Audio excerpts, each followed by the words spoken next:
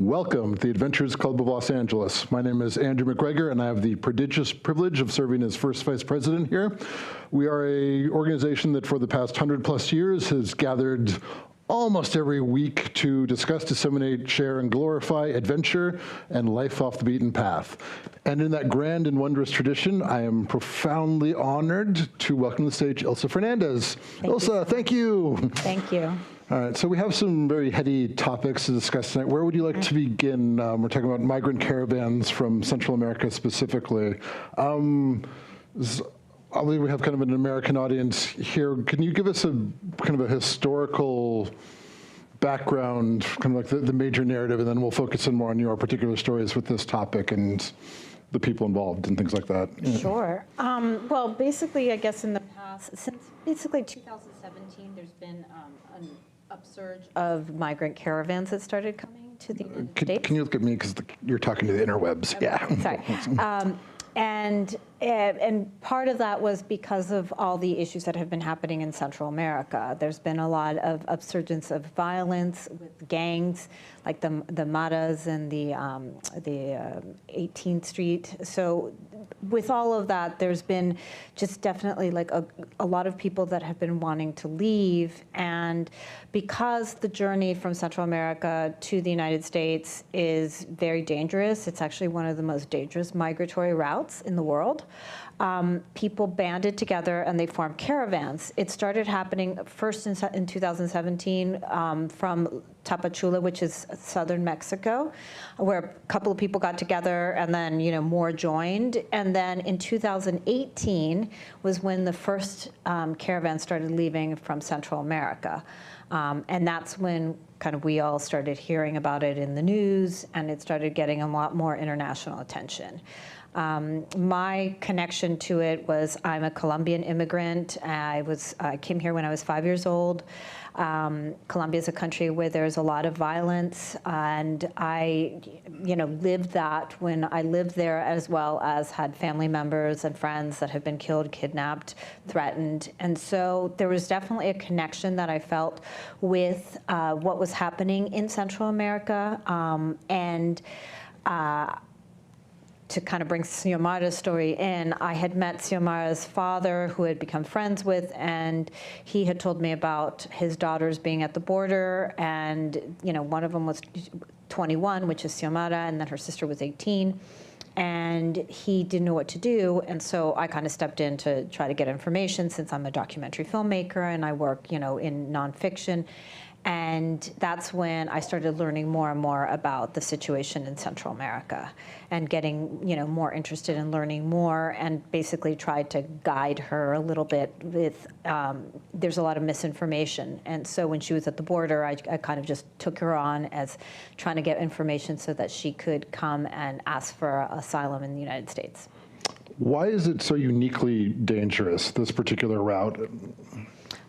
Well, what happens is certain areas of Mexico are just, they're held by cartels. And so to pass and to go into those regions is just extremely dangerous. I mean, it's even when, like, a lot of the people try to take buses, for example, and even they'll stop a bus or they'll stop a train. And so if they just, I don't know, if they don't see you the right way, they might just ask you to get off, and there's nothing you can really do. There's a lot of human trafficking. There's a lot of organ trafficking. So this is this is why there's just these elevated levels of violence in these regions. And then where's the policy failure in that? Because, I mean, you're comparing this to, like, Syria. You're saying this is more dangerous than people fleeing, like, an active war zone. So, like, that level of, like, why is that occurring? Because it's...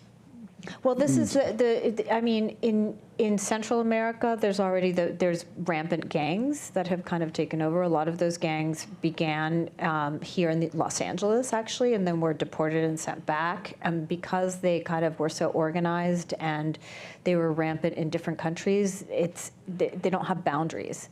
And because it's a drug trafficking route. So there's a lot of drug trafficking that also happens with it. So that with that comes the territory of violence, which is, why as a Colombian, we've had these levels of violence for, decades, and then it started to migrate north.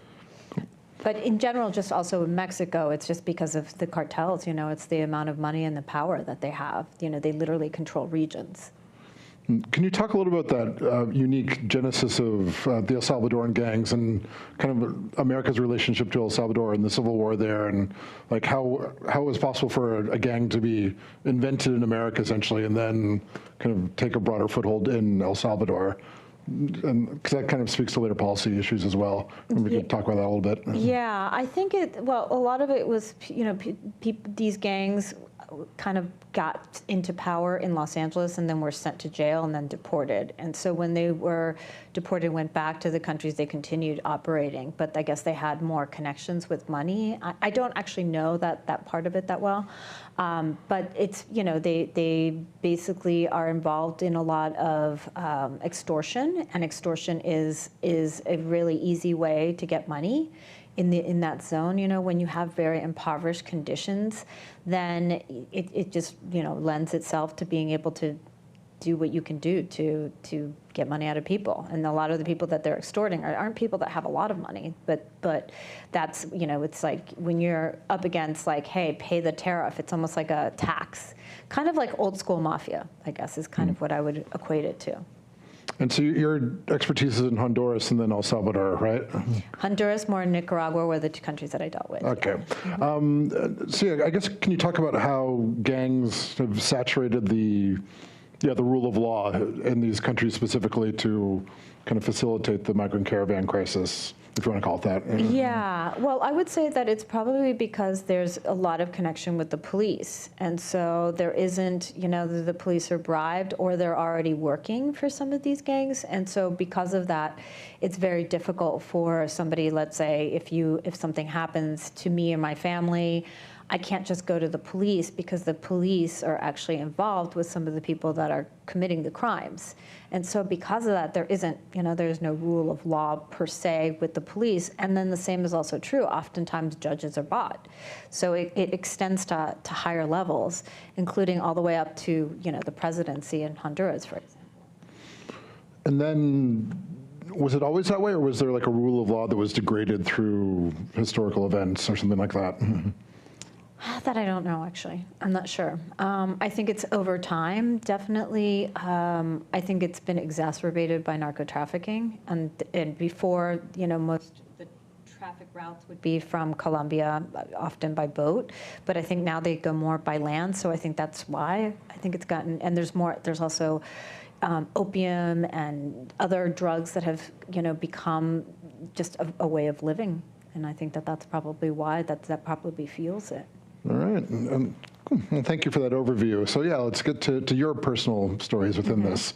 So you're doing what kind of documentary work when you hear about this particular issue? Like, what was your life like? And then... Yeah, well, prior to it, I think like a lot of people, as an immigrant, I was wondering what was going on with immigration because we heard, families being separated. It was very upsetting to see, all the changes that were happening. And when I started helping Xiomara was when I got really involved and started learning more. Prior to this, my mom started a nonprofit in Colombia, so I had been very involved with displaced people. Colombia had the highest or the largest number of displaced people in the Americas prior to Venezuela, but because of that, I just knew about this, about refugees. And when I started just learning more about what was happening in Central America, then I started just to realize it was much more like a refugee crisis because a lot of people were fleeing such levels of violence. And there's also other reasons. It's, there's just lack of jobs and opportunities. There's climate change. There's a lot of natural disasters that happened, hurricanes. And so there was just basically, it's like one thing after another after another. And so we have some working definitions. Can you briefly elaborate on what is a refugee compared to an internally displaced person, compared to a migrant? How do these fit into your documentary work? Well, so an internally displaced person is somebody who has to leave whatever region or place that they live and migrate somewhere else often within a country because of levels of violence. a refugee often can be because of a natural disaster or something that happens, and a migrant would be it's almost like a combination of both. Sometimes they're leaving because of violence, sometimes they can be considered refugees, so it's a little, it's a little grayer. But oftentimes there's climate crisis refugees that are leaving, and these are also migrants, so they're kind of a little bit more interchangeable, I would say. And my involvement specifically with Central Americans became when these caravans started coming up, and I just realized that that this was an opportunity to maybe tell a story before people were coming into the United States and follow their journey and understand why so many people are fleeing. And then, what was like day one? How did you? So these are basically protection organizations from all the gang violence to kind of shepherd refugees into a safer environment? It's not. It's actually not organized. It's created by the people. So I think that some of the misconceptions, and I didn't know too. I didn't know what I was getting myself. It was a great adventure, let me tell you. I did not know what I was going to be getting myself into. I didn't know what was real, like what I heard in TV. People saying, oh, it was, George Soros that's paying. It's this other, So there was a lot of just fabrications of things and I didn't know what was real. And in going and being with the people, what I realized, it was really just organized primarily by the people, and it just caught wind because the people started putting it on social media, and then when it got international media attention, then more and more and more people joined. And the primary reason was really because that way they could travel together, and it would be like, there's safety in numbers. And so that was the primary reason. And then the other is also because it's a lot of single women, a lot of women and families. I would say almost half was families and women and children. So in one caravan, it's like 80% female, and then what's the? I would say half. I would say about half, probably, but more families. Okay. So you had a lot of children, and a lot of like some of the families had like 4 children. So there was, yeah. And then, what was that like for them? What's their experience like? How do people find water? What's the day-to-day of this? Well, that's just it. It's just they're walking. They're literally walking from Central America, from Honduras. It started in San Pedro Sula on the big caravan that most of us heard about started October 12th of 2018, and they just started walking. They literally just started walking, and people just started joining and joining and joining. And a lot of people took compassion, and so they brought water or food. A lot of churches and like stadiums would open up so that people could sleep. A lot of people would just also sleep on the streets or on the ground. Most of the time, most people were just traveling with a backpack. They would have water and maybe carry like toilet paper or something in a bag. But there was nothing, it was not an organized, like we're gonna go from here to here and there's these services. No, it was nothing like that. It was literally like, sometimes they would hitch rides, and they were able to get rides with some of the trucks that would be empty, and so they would climb on top of the trucks and on top of the backs of the trucks and literally just travel that way. And just, the truck would be going to like the next truck stop, and then they would stop there. And, if you're family and you separated, you hope that you would meet up at like whatever place they had told you that people were going to be meeting up for the night. But it was extremely dangerous. Extremely dangerous for the people traveling, even within being in the caravan. A lot of people got lost. A lot of people, some people disappeared. So it was, and sometimes, you'd be traveling through places where sometimes the community was kind of hostile to having them, so they just wanted them out. So they'd either, try to, some communities would get, buses and help get people, to the next spot. And other times they would, not even allow the trucks to stop. And so they'd be like walking, at night, which was also extremely dangerous. And was there a shared kind of dream or goal within the thing, or was it just like walk until we find a safe space? And well, they did organize. There's some people that organize like within, but it's within the groups, so they'll say, okay, we're going to go to this place. Oftentimes it's people that had done the route before, so they'd be like, let's meet at this church. And they'd all sleep usually outside the church or inside the church. There's a big separation between, men and women, so oftentimes the women slept inside with children and men slept outside, literally like on the ground, sometimes without, no covers or anything. So it was really just kind of, it was very like ad hoc. It wasn't super organized. And then your heart's breaking or you wouldn't be there in a certain way. So you decided to like tell the story? That was your way to contribute, or was there, Yeah, and I wanted to just, follow the human side of it and understand, why people are fleeing. So in the film, I'm actually following three different characters. Two of them are women from Honduras, and then one of them is a gentleman from Nicaragua. And I follow their journey on the caravan, and then waiting at the border, and then what happens once they cross into the United States. And what did you learn that you can kind of describe from the beginning until now? Like, I think I learned about, I'm still kind of in awe of the resilience of immigrants, because I think I lost, just even walking, I think I lost like 18 pounds. It was just so much walking and so much, the days are so long when you're like traveling like that. It was pretty intense. But also it was, it's just like, there's just challenges along the way.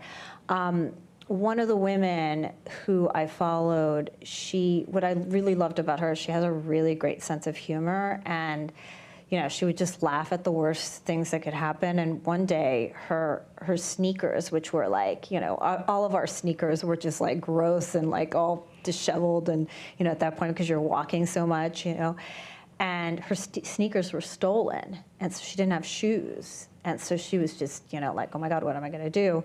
So her sister like lent her flip-flops. And then she's like traveling in flip-flops, walking, probably 8 hours a day.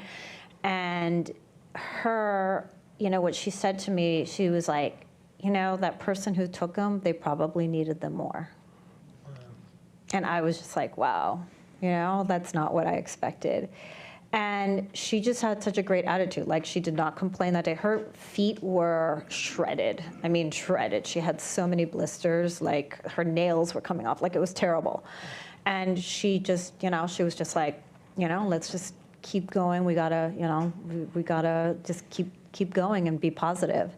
And that was the kind of positive attitude that I was really enamored by. And the interesting thing is that these are the same people that, they came to this country, asked for asylum, sometimes went to detention or different forms of detention, came out, still same attitude, they were never broken. And then I think what was really inspiring for me was during COVID, when COVID hit, I found my inspiration from them because, in the beginning I was really scared. I was very nervous for them. And then they were the ones that were like, you know what, we've been through worse. And I was like, that's such a great attitude to have. Yeah, there's kind of a peculiarity with documentary work that you have to like pick a narrative or an appealing character, but you're so immersed in this world. Was that a struggle for you, or was it quite natural to be like, these are the stories and this is what'll be in my 90-minute feature? And that's a great question. There were so many people that had such interesting stories. I was really kind of blown away. So I ended up kind of picking people that had strong asylum cases or that had a strong, asylum situation, because I thought I wanted to see how the different types of case, potentials were going to play out in the United States.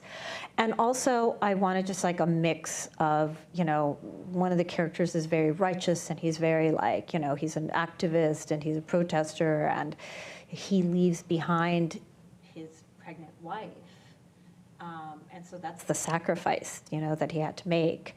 Another woman, she comes from a very abusive, sexual abuse background. And so she just came from, a lot of really intense, history. And she just didn't want that life for her children who had been threatened. And then there's the woman that I was just described with the flip-flops, who was just like, she just had such a happy-go-lucky attitude that I thought she would be a great character. Like when you're, to follow when you're traveling and at the, the worst of travel, she just was always so optimistic. Cool. And then if you could briefly touch upon these two kind of power structures that are guiding the movement. How is it that the gangs are like transnational and can threaten people from a different country.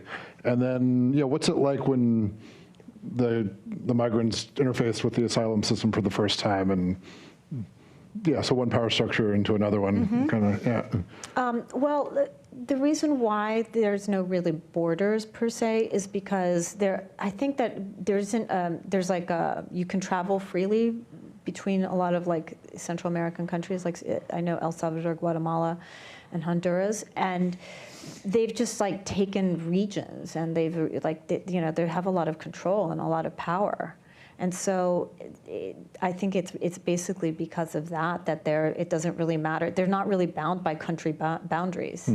So they really travel within and to Mexico and to the border and actually to the United States as well, which is always our concern. So the same concerns that the immigrants have are the same concerns that we have, with allowing immigrants into our country and understanding who they are as people, to make sure the right people get in. And then in terms of the asylum process, well, because there were so many people that were leaving at the same time, and because there has just been such a huge influx of immigration from primarily Honduras, El Salvador, and Nicaragua, and Guatemala, because of that, it's really strained our immigration system in the United States. And people who are asking for asylum, it's very difficult to get legal representation. The numbers have just really skyrocketed. We actually, they're not as big as the numbers of when there's an influx of Mexican immigration, but because they're asylum cases, it involves lawyers and it involves judgments, so it's just a different types of asylum. Basically the process is that somebody who is seeking asylum, persecution for whatever reason, then they go to the border and they turn themselves in. But because there were so many people that were coming, they established a metering system so that basically you get a number, you wait for about a month to 2 months at the border. And this is, people don't have food, they don't have shelter, so they kind of have to fend for themselves. And most times people come to Tijuana because they feel like it might be safer to come into California versus Texas. But some people go that way too. So, but that's, it's what happens mostly. Most of the caravans that came to Tijuana. And then once they get the number and they're admitted in, then the U.S. does a processing to try to find out credible fear interview, find out more about who they are, fingerprints, all that kind of stuff, and they go to a place called the icebox, or in Spanish la hielera. And so during that time, then they're in a detention holding facility, usually for about a week, and then from there. Then it depends. If they get their credible fear interview, then maybe they're sent to detention for longer term, or oftentimes if they have children, then they're let go into the United States, put with ankle bracelets, and then they have court dates that come. In a nutshell. Yeah. What would you change about the system? It's really complicated and it's really challenging because the laws change all the time, especially with immigration. So I think that one of the worst things is that people just don't know what to do, and so there's a lot of confusion because first you don't speak English, and then second, immigration law is difficult for the lawyers, current lawyers. It's very challenging because it changes all the time. So I think it's just we should have better laws that are more, in place that are easier for people to understand. I don't know how hard that is or how difficult that is to do, but it just seems like there's just, even lawyers, even people, it's one area of law that everybody who tries to get involved is it's so in flux. Why is that? Because is it there's an executive order for a politician who wants to look I think that hard on someone, and that affects it, and there's no congressional, sweeping reform, or what's the sausage that's making this so difficult? I think it was. When the caravans were primarily coming, during Trump, and that's what the most effective actually border wall ended up being is COVID. And so to be honest, it's very difficult for me to even say now what's going on because we really haven't had immigration. In fact, they just changed the law 2 days ago. They finally repealed the Remain in Mexico, which was a law that didn't allow immigrants to process in the United States in terms of asylum claims. They had to do it in Mexico. So because of that, it's just, this is what I mean. It's like the laws are always, so it is different administrations that are coming in, but it's also just, I guess, it's sometimes I think there's laws that are permanent, that pertain more to, you know, a state for some reason, and then there's federal laws. So there's just a lot of different layers of legal aspects of this, and because they change, and I don't know why they change. I think that's just been an ongoing thing, probably from having Trump. And then what happens if someone is denied? And so if they come to this country and they're denied, they are sent back to either the country where they came from, or sometimes people will ask to be sent to Mexico because they can't go back to their country. And I believe, and let me just ask you, Xiomara, ¿cuántos años es que se queda si uno no le dan el asilo? ¿Cuántos años se demora? ¿Tres? Para el no menos aquí. Oh, no. I think it's actually, son 5 años, ¿no? Para no regresar a los Estados Unidos. Yeah, so it's 5 years. So if you lose your case, or if you can't come into the United States for 5 years. So it's pretty strict too. Because then, you know, you don't have no way to come back. Right. Basically. Well, it seems like a good opportunity to meet Xiomara. Should we look at the film clip first, and then we'll introduce Xiomara? Sure. Would that be good? Okay, yeah. Yeah. Phoebe, could we watch the clip from the movie?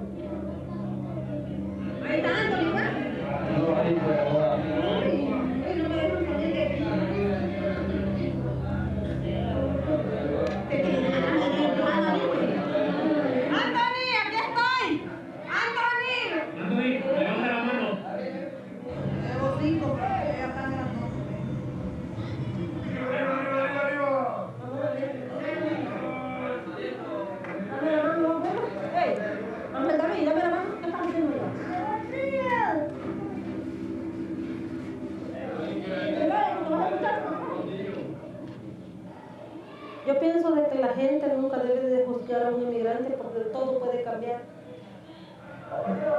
Nosotros nos montamos con la caravana porque nos daba miedo venirnos solas por los secuestros y que dicen que hay trata de blancas. Bueno, de hecho yo nunca me he movido de mi país, es primera vez. Vamos a regresar a Honduras a que nos maten. Oh, yeah. Well, thank you. Yeah, could you tell us a little about that, and thank you? Yeah, well, I mean, so I ended up following 2 caravans, one that had just arrived to Tijuana, and so that was actually kind of a really crazy adventure because as they came in, you know, they were in a makeshift sort of camp area, which was an old stadium, I guess you could say, or outdoor stadium. So most of it was outside. It was just really abysmal conditions. So I was just I think that probably the first thing that really shocked me was, that there wasn't the Red Cross and there wasn't like these kind of international organizations really involved in helping people. There was a very minimal presence of that kind of, the traditional things that you would think that you would see when there's 5,000 people in one area. And because of that, people started, protesting and being concerned about just the conditions. People started getting sick. So there was a border protest, and there was people that also were taking advantage of that situation to try to cross into the United States, and they had, so it's almost like there's constantly there's always two sides to all of this. So for me, it was just trying to get a lay of the land and understand what's going on and really follow the journey of the people and the people that are also at the same time trying to understand what's going on. So it was kind of shocking to me too that, the United States, actually, they sent tear gas and a lot of women and children were hit. And it was, it was like chaos. And after that, what was good is that they ended up closing this makeshift camp, and so a lot of people had to disperse. And fortunately, the people that I followed were helped by the an Oblate mission, and so they went to this mission, and so I followed their journey there. And that was another thing that I just didn't even realize too, is just the extent of the church's involvement and in different interfaith groups being involved in helping immigrants, more so than any kind of governmental or local support. It was really those groups that really stepped in. And so that was probably the most interesting part of that first caravan. And then the second caravan, I met them down a little bit below Puebla, Mexico, south of Mexico City. And then I traveled with them all the way north. And with that, it was also, we put ourselves even in danger. We were threatened, followed. There was moments that people were being put into white vans and we didn't know why. And so it was just, it was a crazy, wild adventure. Yeah, did you feel the peril, or was there an element of journalistic protection because you're the storyteller in the group, or no, you're I actually had to get journalistic protection from in Mexico, in Mexico City in particular. But no, you never really felt completely safe. In fact, in one of the towns, when we were just driving in a plaza, we were told to leave. We were like, we know that you're here and you should leave. And that's what we did. We ended up leaving.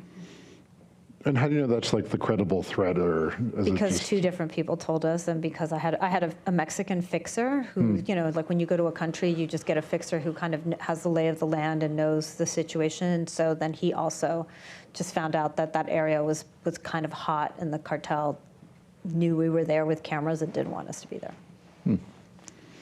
Incredible. Oh, thank you. And then, it's been a nice time to meet.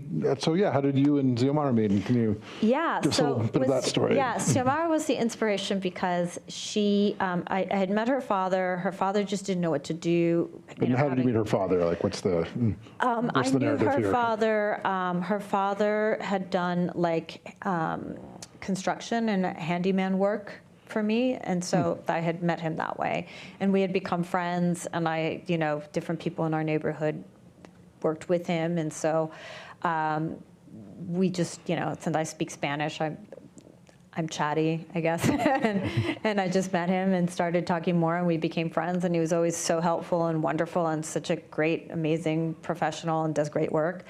And he just, he was like, since you do documentaries and about these things, my daughters are at the border and I don't really know what to do. And so that's when, I kind of stepped in to find out what is going, what should they be doing? And I had a friend of mine that works at the National Immigration Forum, so I called her, and she's a high up person, and so I got her advice. She connected me to different resources. And I think that as a TV producer, I'm somebody who's very persistent, and I have never had more challenges than trying to get lawyers and information because everybody is so tapped. All these nonprofit organizations are so tapped that it's just very difficult to actually talk to somebody. But I got advice, and they told me, that she needed to go get the number, and wait at the border. And so I told her the information. She got the number. They crossed, and then once they crossed into the United States, once they were admitted in, they were both sent to a detention center. They were separated, and then Xiomara ended up coming to a detention center 2 hours north of Los Angeles called Adelanto. And I would go visit her. It was my first time going to a detention center, and it was really, it was really shocking, actually, just because it was like a high security prison. It's in the middle of nowhere, and it's in the desert. And so it was really, I don't know, it was really imposing, and it was kind of, I thought it was really scary when I went, and, just to have her inside and going inside and visiting her was also just a big, it was an experience for me too, because I didn't know what to expect. And, it's like you can't go in with a phone, with nothing. It's funny, I just found they give you these little teeny pieces of paper, and that's it that you can write on, so that with the pencil, and that's all you have. So I remember having these little pieces of paper, writing down all the things that we were talking about, and they were this little, and that's all I had to recall things or try to help her. And what I was trying to do is basically get her legal help. And she'll tell her story, but the entire time that she was there, I was trying to find lawyers, and I just was not finding anyone, lawyers that you would pay, lawyers that were pro bono, everything. It's just the immigration system is just so strapped. And I couldn't even believe it. I thought these people are just not returning my call, I'll call again. And it was just like that across the board. So that was probably one of the more shocking things too, was just the not being able to have resources when you need them. And obviously if you don't have a lawyer, then, it's very difficult to win a case. Is Kafkaesque the correct adjective, or is it something else entirely? I don't know, maybe perhaps, yeah. And you mentioned it was like a prison. Are there other details that really just struck you as, because it's called detention center, but oh no, it's a high security prison. I don't think I would never call that a detention center. It's a prison, it's barbed wire outside everywhere, but really high. You can't even, it's a whole, I wish I had brought a picture of it, but it's a whole compound. Even when people go outside, it's only for a certain amount of time, and there's wire everywhere, so you can't, I can't go in with a cell phone. I had to go and leave all my stuff in a locker. You go through metal detectors, they pat you down. So it's not, that's what I mean. I thought that I could just write stuff and bring a pencil or something. You can't even do that.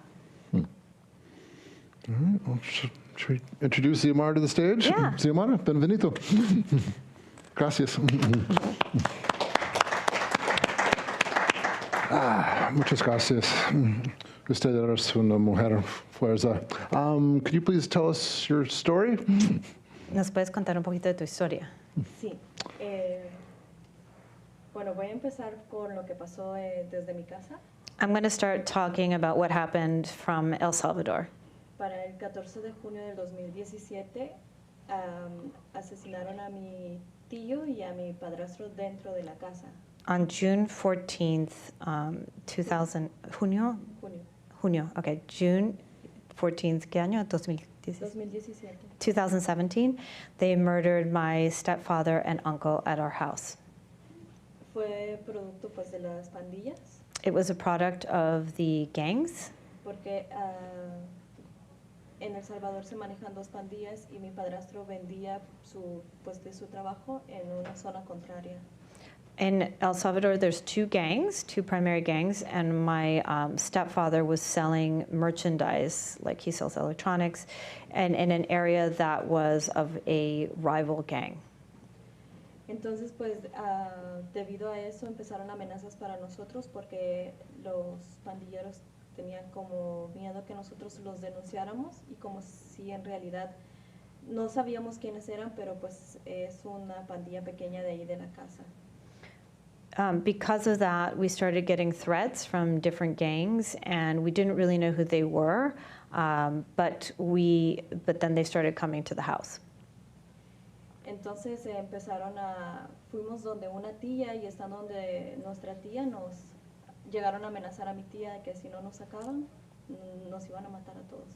They went to my aunts and they started saying, oh, okay, el botón. Oh, it's not working. No más. One more? ¿Hola? No más. Perfecto. Okay.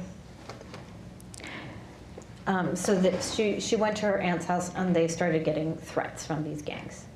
They had threatened to kill them. Entonces comenzamos a ver para dónde nos íbamos y decidimos pues ya emigrar pues a un país mejor que pensamos en México. So, and sorry, the threats were after After the murders. After the murders. So they were trying to figure out where to go. They wanted to go to just a country where they would feel safe, so their initial thought was Mexico. Pero estando en México también pensábamos que nos venía siguiendo también las pandillas porque encontramos a algunos pandilleros ahí en Tapachula, Chiapas. So we thought that we would be safe in Mexico, but then when we were in Tapachula, Chiapas, which is in southern Mexico, we saw some of the same gang members. Entonces preferimos buscar ayuda con Migración de México para que nos dieran una visa y podernos mover de estado. So we tried to get help from the Mexican government and got a humanitarian visa so that we could move within Mexico. Y fue cuando nos movimos acá a Tijuana. And that's when we decided to come to Tijuana. Ya estando en Tijuana, lamentablemente nos dejamos guiar por los comentarios de la gente, que en realidad es muy importante mejor pedir ayuda profesional para pasarnos a Estados Unidos. And when we were in Tijuana, that's when we started talking to different people and getting advice from people without getting like proper advice. So we didn't really know exactly what was the right thing to do. Ya entonces con mi hermana menor de edad nos fuimos a anotar a un libro para entregarnos a migración pidiendo asilo.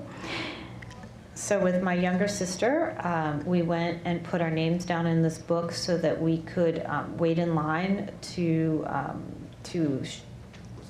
give our case so that we could come into the United States. Y para eso nos dijeron que nos teníamos que esperar un mes para poder ingresar a la hielera que le llaman. So they told us that it would be about a month before that we would be able to come to submit our case to the United States and go to the icebox, which is the first step of detention. Y en ese mes estuvimos en un refugio.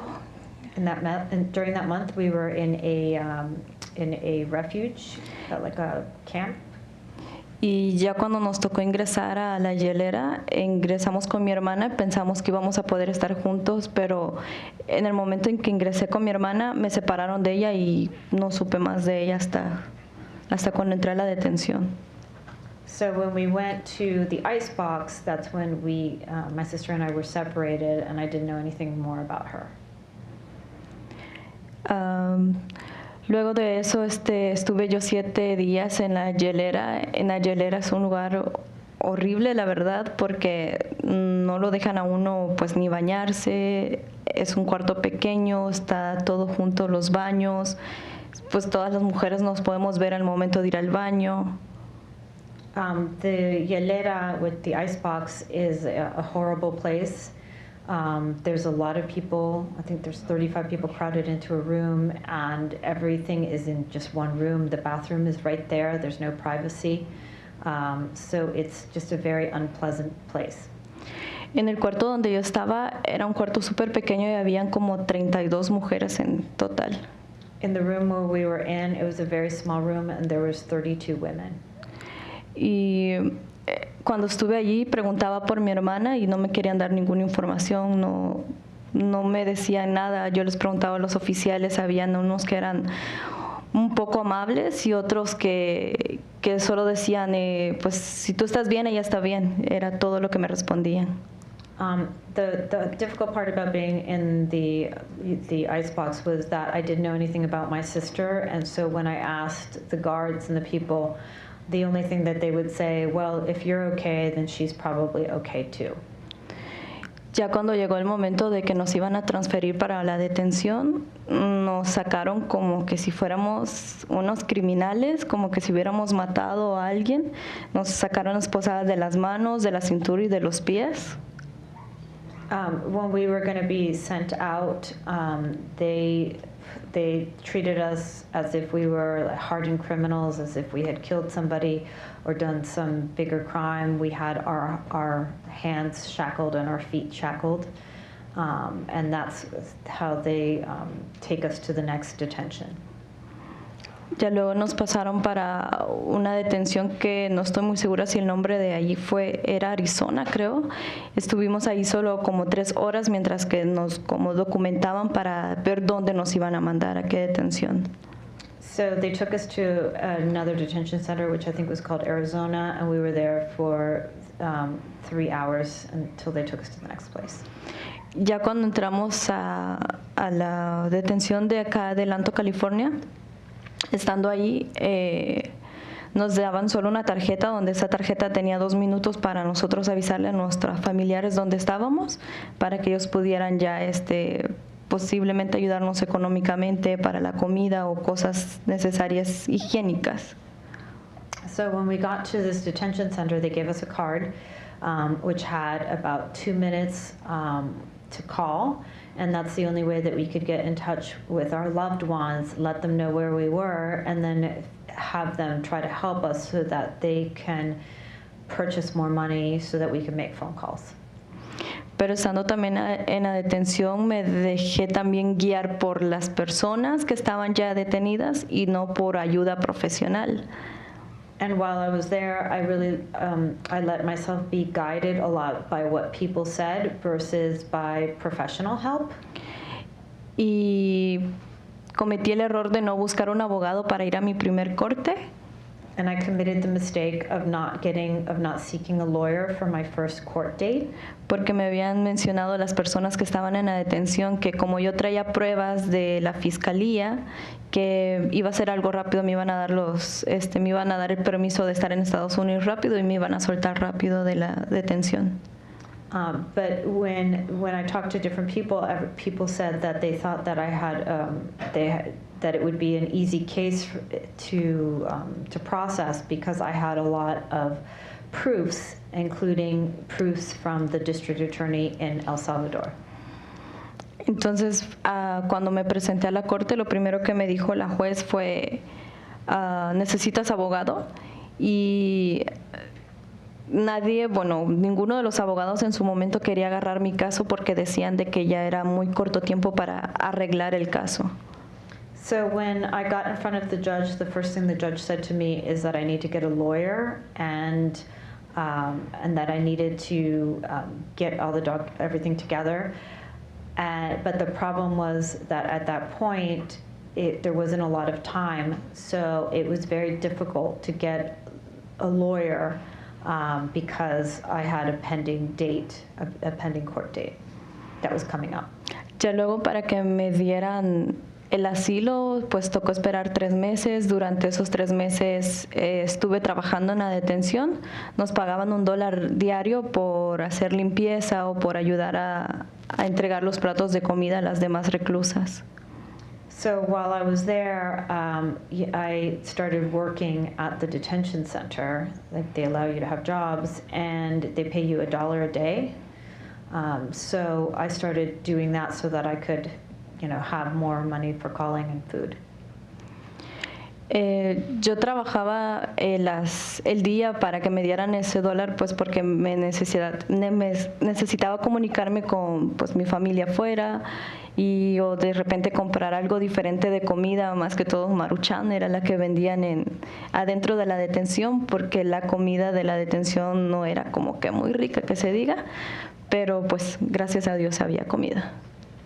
So I really wanted to work because I wanted to be able to call my family and talk to people, and also just be able to buy food that wasn't the same food that they served at the detention center, especially like ramen noodles. I bought a lot of ramen noodles.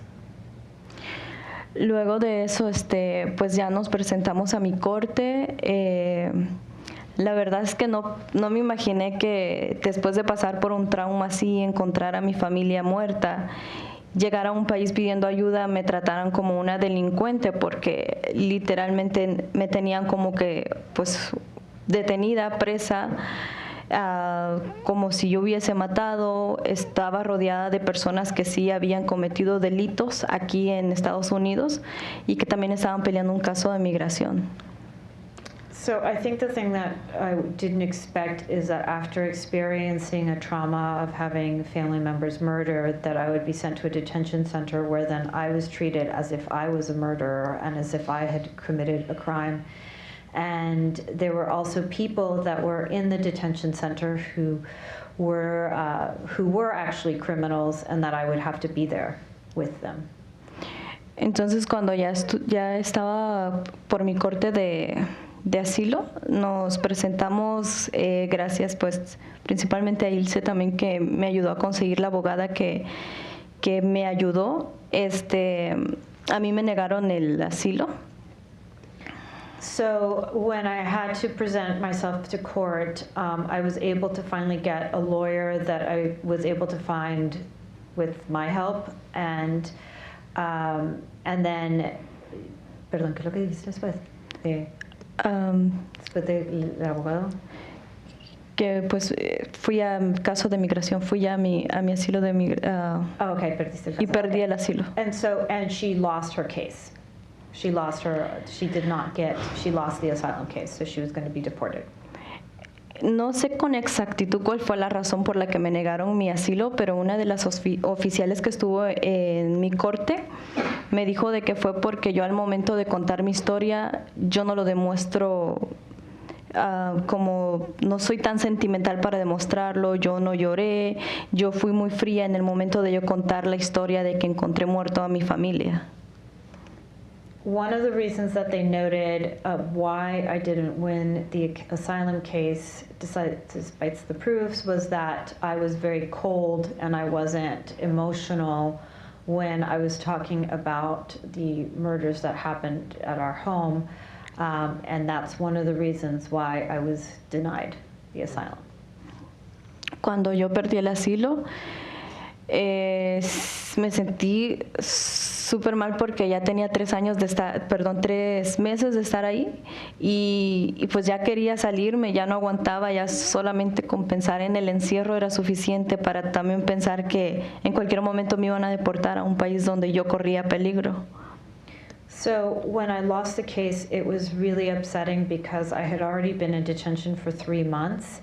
And now I was going to be deported back to Honduras, which is where I was fleeing and where I ran a lot of risks of danger. Y como me daba miedo regresar a mi país, opté por apelar al caso para que me pudieran darme una fianza y poder salir con una fianza que eran esperarme otros 3 meses más. So what I decided to do is to appeal my case, and so in doing so, I was able to ask for bail, which she ended up getting, but the only problem is that that meant I would have to stay in detention for 3 more months. Ya luego,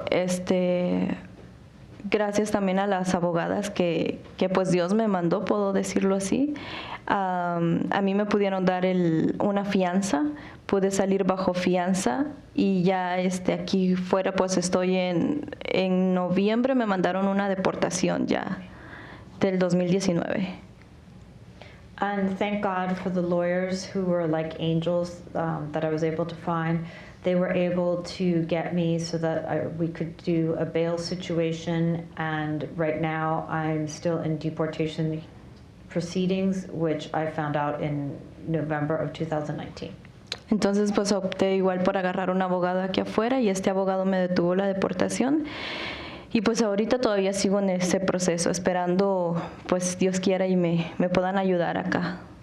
And so I got a lawyer, and with the lawyer right now I'm fighting this, and I'm in appeal for the judgment. Ya mi proceso de cruzarme todo México fue muy diferente a muchos casos que yo escuchaba en la detención. My case in traveling through Mexico is very different than the cases of a lot of people who I met in detention.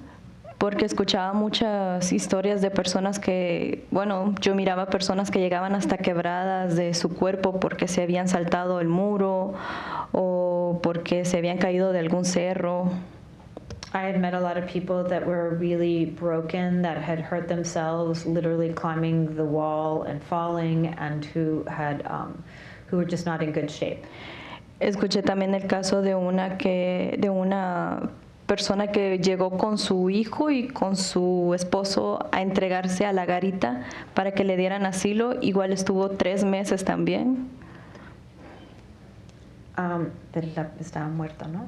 Ellos estaban muertos. So I met somebody this woman who literally went to the border to turn herself in and brought the bodies of her husband and child as proof that they had been killed, and even she didn't. ¿Qué le pasó a ella?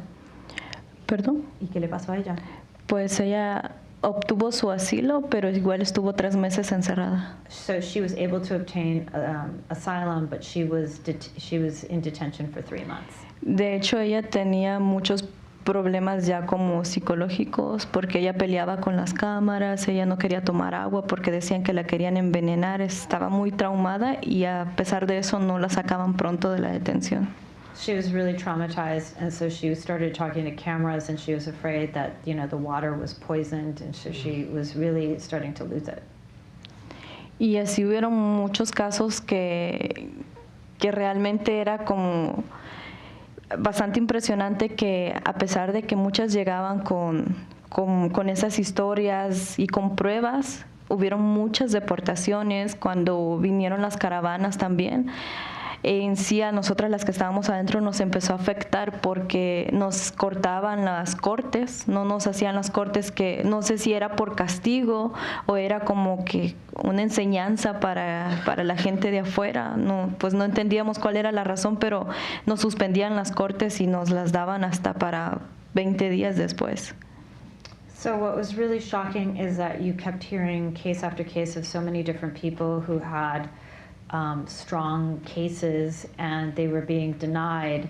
And especially when the caravans started coming up, then they stopped doing some of the court proceedings. We don't know why, but we think that it was probably as punishment for so many people coming in the caravans. Estuvimos batallando mucho para que nos dieran las cortes. Había momentos que nosotros le decíamos a las oficiales que si podíamos meter notas para ver si nos podían pues ya agilizar las cortes, porque era como que entre más tiempo venía, entre más caravanas venía, era como que si más nos detenían a nosotros nuestro proceso dentro. So we went to different officials and tried to, you know, convince them, like, is there any way that we could do these court proceedings? Because we were just even more nervous as like more of these caravans started coming and there started being retaliation. So we wanted them, you know, we wanted to have due process. En realidad no sé si era un castigo para nosotros o realmente no sé, pero sí pasaron muchas cosas dentro de la detención, como algo que yo metí de hecho una queja porque cuando ya cumplí los 3 meses de estar detenida, me empecé a dar cuenta que la vista me estaba fallando. No sé si fue el estrés. And I even put in a complaint because I don't know why, but all of a sudden my vision, I started losing part of my vision. And so I didn't know if it was just part of the stress of being inside in the jail. Y cuando fui con la doctora le dije de que tenía 3 meses de estar notando que no miraba bien y me pregunta ella, ¿desde que entraste a la detención? Y yo le respondí que sí. Me dijo, ok, regrésate a tu país a ver si puedes ver mejor allá. Esa fue su respuesta. And when I went to see a doctor, she asked me, like, how long have you had problems? And she said 3 months. And she said, well, maybe you should go back to your country and that maybe you'll be able to get your vision back. And that was her response to me having problems. Y pues creo que sería todo. Lo que viví, como les digo, es algo muy diferente a lo que muchos vivieron, porque yo en Chiapas, por ejemplo, me quedé esperando pues el permiso, la visa humanitaria para que me dejaran, para yo poder pasar todo México. Y en Chiapas estuve 6 meses, durante estuve ahí trabajé y pues me establecí ahí mientras que me podían dar el permiso, porque ya había escuchado de que era muy peligroso pasar ilegal a México, había tratas de blanca, violaciones y pues muchas cosas malas. When we were in Chiapas, it was important for us to get this humanitarian visa and to, try to be safe, because there's, when you travel north, there's a lot of human trafficking, there's rape, there's a lot of violence. Y pues eso sería todo lo que puedo contar de mi experiencia. And that's what I can tell you about my experience. Muchas gracias. Gracias. Yeah, we're kind of running short on time, so we usually do a Q&A with the audience afterwards. So, I don't know, Xiomara, would you like to, and then we'll Thank you. wrap this up, and then we'll get together and sing Kumbaya. Yeah. Okay. Muchas gracias. Thank you. Yeah, thanks. Do you have anything you'd like to add before we go to the... No, if anybody has any questions. Cool. Well, fine. all right. So thank you for your work, Xiomara. Muchas gracias. And yeah, we'll take some questions from the audience. Where's your sister? ¿Dónde está tu hermana? Con mi papá. With my dad, she's here.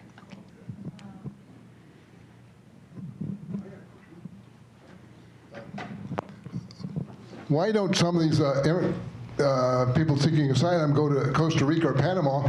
It's a lot shorter walk, and can they get employment there or be productive there? There are, actually, I can answer that. There's a lot of people that do go. Costa Rica has a huge influx of Nicaraguans right now, so a lot of people do go, and they go to different countries. It's not just the United States. Actually, Mexico takes in more immigrants than the United States, believe it or not. Well, yeah, but it's 1,000 miles.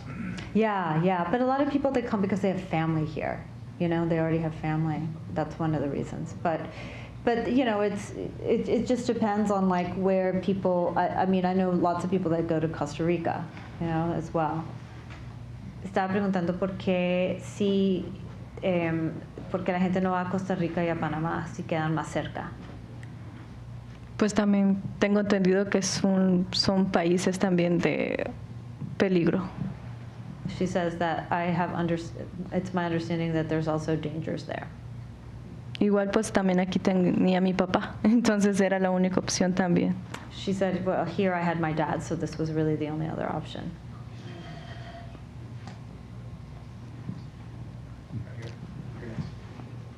Yes, sir. Yeah, well, thank you, Mr. McGregor, for your pressing about policy failures. I'd like to ask because I know that huge numbers of these migrants were coming from Honduras, especially after 2009, where there was a coup d'etat which overthrew a leftist government. That coup d'etat was supported by our government. That was the Obama government at the time. And we don't have much time, just a brief question, and then... Well, heavily directed by Hillary Clinton, which was stated by Berta Cáceres, the native women's rights activist in Honduras. Could you speak to some of that regarding the coup d'etat, and where I know that during his administration and even during the last administration, 40% of these migrants were coming from Honduras, which was turned into a killing field after coup d'etat. Yeah. This policy failure of our government. Yeah. And you're right about that, and they approved it, but basically that president is currently in jail for drug trafficking, and that's something that I think the problem with Honduras is that there was corruption at the highest levels of government, and so there was really no sense, there was no justice, especially when you get to that level where the president of a country and his brother are currently, arraigned in the United States.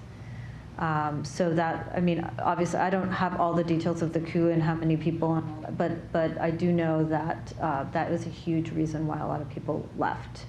And now they have a female president, and so things are actually getting a little bit more stable, but that doesn't erase all the climate change, natural disasters, they have like all the issues are compounded in that country.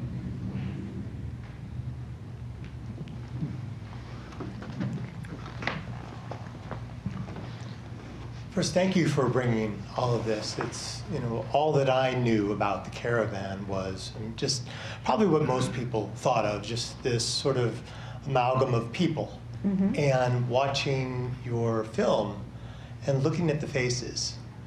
And what struck me was this empty look on people's faces. And I'm curious, what was your experience of the individual people? Are they hopeful?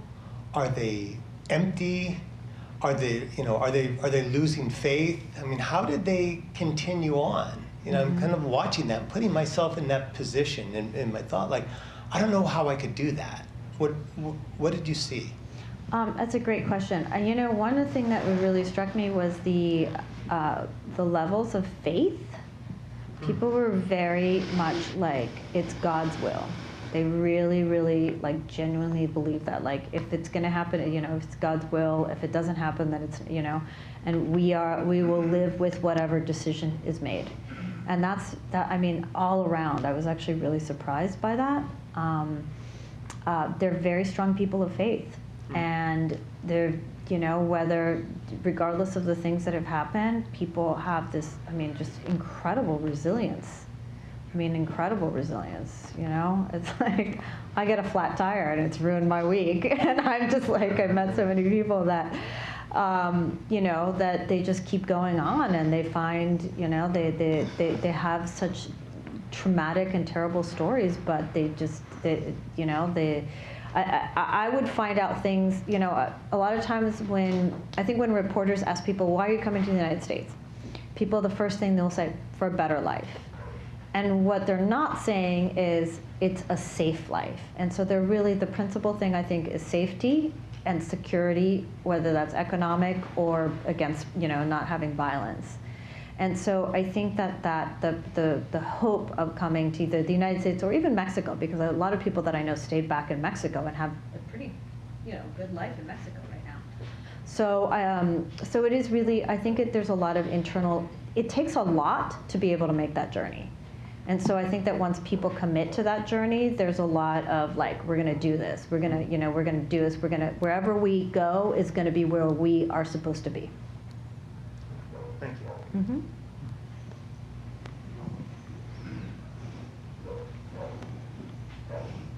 So my name's McGregor, and I used to be a professor at USC and UCLA. And one of the things we know now, much more about now, is what we would call trauma-informed. And we certainly learned a lot about this from the events in Syria and other parts of the world, including Africa, where whole generations of people are being traumatized. And now we know from both animal and human experiments that this traumatization changes your brain, changes how you think of the world, how you act, and actually, from something called the Dutch hunger winters in World War II, we actually know now that different kinds of diseases like hypertension and death from cardiovascular disease, other kinds of diseases, will occur through generations because of these traumas, which, have you described, without, I think the visual described it just the best because of the trauma. What's the question? Oh, we're going to have effects of trauma through these historical diasporas, and the murders and the traumas that began it. But this will be going on for many generations now, and we've known about this, but this doesn't seem to be important or taken into consideration in any of our policies. What's the question? And our colleague was correct that, in fact, returns to Mexico and Central America certainly was occurring during the Obama administration and for many others. And so we have to take this into consideration, that the consequences of what's happening in our regime will be felt through many generations, including disease and abnormal behaviors into the future. I guess, do you see trauma kind of playing out from generation to generation, or just the resiliency of the people you're with kind of overcome that in its own way? I don't know if I can speak to it completely because you know, it's like I've only been a short time with them, so it's hard for me to see, you know, what, but I mean, I think that the children that are here are going to have a very different life than the life that they had there, particularly if you have boys, because young men are recruited into gangs, and it's really difficult to, it's not that they want to go. It's not a yes or no question, you know, it's like, so I think that, you know, that I met a lot of young men that were recruited and that were running away from that, you know, and who are really traumatized because, you know, it's not what, and when I say young men, I mean 14-year-old boys. So I do think that there is a lot. I think when you have that level of violence in any society, it just takes a really long time to get rid of it, you know? I mean, coming from Colombia, I think there was a very conscious decision as a society for change because people had been fed up. And that was actually led by women, which was kind of interesting too. It was really, and I see that also in Argentina, where it's like, it was really led by women, like, we do not want to go down this path. We do not, we want our kids to be protected.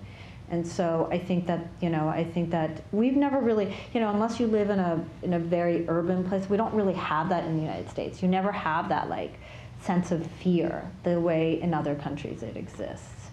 So yeah, so I don't know if I'm answering your question. Well, I wouldn't want to argue with you, but It's okay, we have to go to another question now. In the back, Ray? Thank you for your presentation. One question that I have is, what key takeaway would you want a Westerner or person from a first world country have from watching your documentary or experiencing something through the eyes of the people who go through this? I think it's really just about trying to build empathy and trying to understand why so many people are leaving and what they're leaving from, and that you know, that there's also a lot. I think the thing that I've learned the most is we tend to think of, you know, the immigrants from Ellis Island and the immigrants that came, you know, and built the railroad systems, and like, this is a country of immigrants, and immigrants still to this day continue to make really important contributions, even at a level of like, I think that Central American immigrants are often looked down upon because they're poor, you know, that's what they see, and I don't think they see beyond that. And so I think that one of the things with the film that I was trying to achieve is to see them as relatable people, as people who have issues just like you and me. There's in one of the stories, it's a family relationship between a mother-daughter, you know, contentious issues. And so it's really just humanizing this population. And, you know, and then just seeing like, you know, I mean, during COVID, who were the people that were working? You know, who are the people that when we were out, like in our homes, afraid that we were, washing the groceries? There's people that were out there working every day and who put their lives at risk, and a lot of this was an immigrant population. All right. Well, thank you.